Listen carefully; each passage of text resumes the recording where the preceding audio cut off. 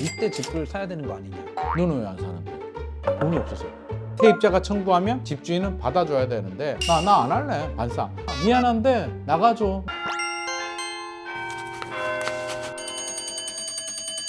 핵교정이 땡땡땡 3화 시작하도록 하겠습니다. 전교 1등 반장 인사해야겠죠? 네, 안녕하세요 소장님. 뭐라고? 인사 똑바로 해야지 반장이 씨. 자, 오늘은 뭐가 궁금한가요? 요즘 경기가 좀 많이 어렵잖아요. 경기 어렵지. 근데 소장님은 좀 경기를 안 타시는 것 같아요. 틀면 나오시더라고요. 열심히 하죠. 몇 개 하세요? 일주일에 한 7개에서 한 10개 정도. 한 달에 한 40개 정도 하시는 거예요? 그 정도 되는 것 같습니다. 요즘 이렇게 소장님을 많이 찾는 이유가 아무래도 또 부동산하고 영향이 있을 건데, 잘생겼어가 아니고.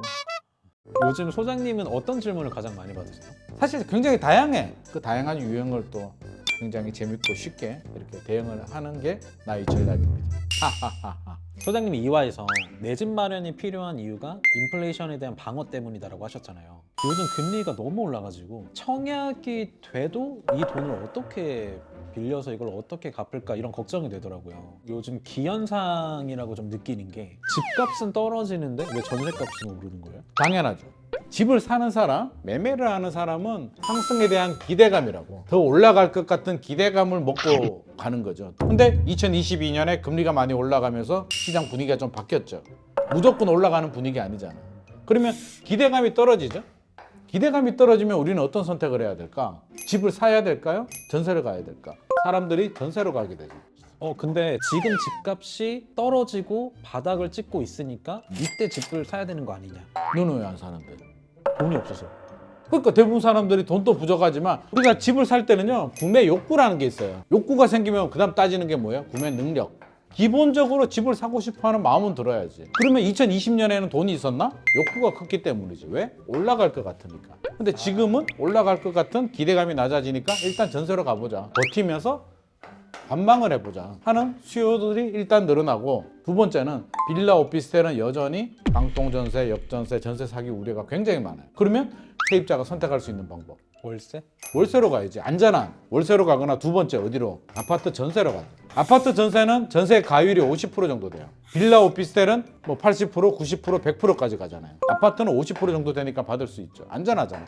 그러면 아파트 수요는 늘어난다고. 전세 같은 경우에 수요는 늘어나는데 공급, 입주 물량은 어떻게 돼요? 요즘 건설사들 너무 어렵잖아요. 고금리에 PF 금리도 올라가지, 분양도 안 되지, 미분양 늘어나지. 건설사 하면 어떻게 해야 될까요? 공격적으로 사업을 하면 안 되지. 그러면 수요는 늘어나는데 공급이 줄어들면 자연스럽게 전세 가격은 올라갑니다. 그러면 지금 이제 전세에 대한 수요가 높다 보니까 아무래도 전세 살고 계신 분들도 연장을 하길 원하실 거잖아요. 당연하죠. 이때 쓸 수 있는 게 이제 세입자 입장에서는 계약 갱신 청구권. 그렇죠. 계약갱신 청구. 그렇죠. 요거에 관해서 근데 최근에 대법원 판례? 중요한 판례 나왔죠.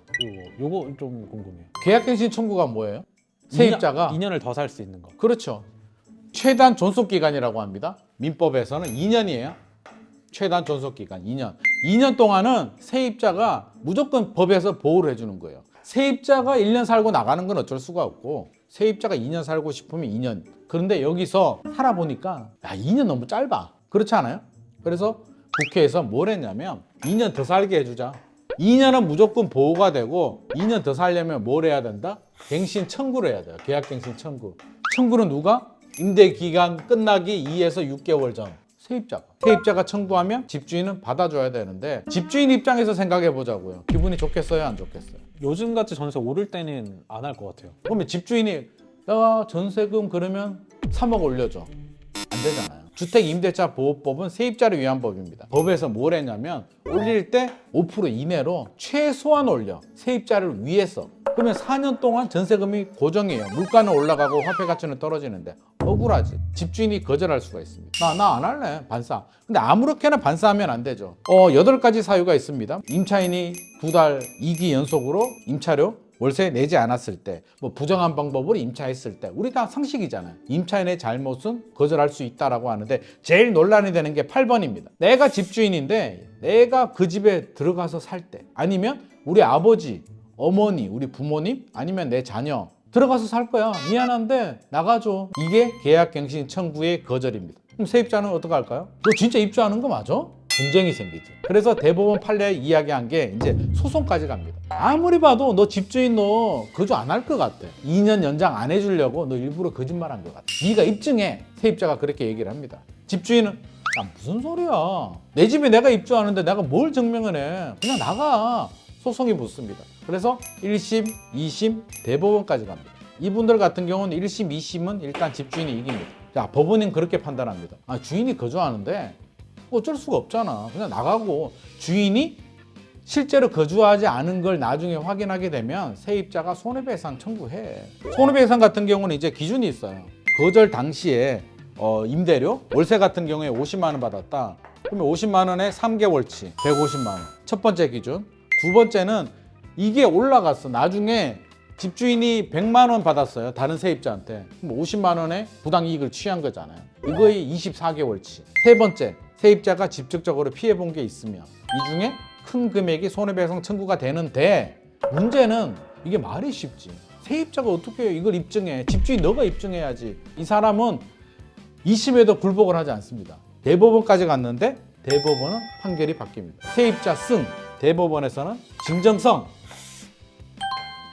실제로 거주하는지에 대한 진정성을 집주인이 입증해야 된다는 중요한 판례가 나옵니다. 이 소송에서 왜 집주인이 졌냐면 첫 번째, 이 집주인은 집이 세 채가 있었습니다. 대법원이 볼 때 왜 꼭 세입자가 계약갱신 청구한 집에 왜 들어가야 돼? 첫 번째 의심이 되는 거죠. 두 번째, 말이 바뀝니다. 처음에는 우리 가족이 다 입주하겠다고 했다가 나중에는 우리 부모님이 입주한다고 했다가 일관성이 없어지네. 말의 일관성. 그리고 자, 1번 집으로 이사 가려면 어떻게 해야 돼요?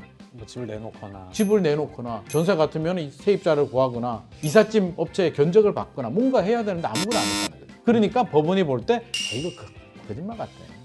네가 진짜 입주하는 거 맞는지 뭐 서류 가지고 와. 집주인이 입증을 못합니다. 그게 진정성이에요. 그래서 진정성은 여러 가지가 있는데 임대인의 주거 상황 그리고 뭐 실제로 행동했는 부분 말의 일관성 이런 거를 입증하라는 판례가 나왔기 때문에 앞으로 계약하시는 분들도 이 점을 유념해서 계약갱신 청구까지 좀 고려를 해서 계약서 작성하실 필요가 있습니다.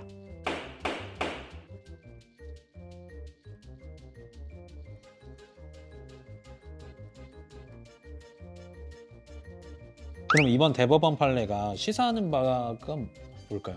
딱 한 줄로 요약하자면 너 거짓말하지 말고 진실되게 살아라. 네가 실제로 거주하는 목적이라면 무조건 오케이지만 거주하지 않으면서 전세금을 다른 사람한테 더 받기 위해서 세입자를 쫓아내는 행위는 국가가 용납하지 않겠다라는 정확한 기준을 제시한 겁니다.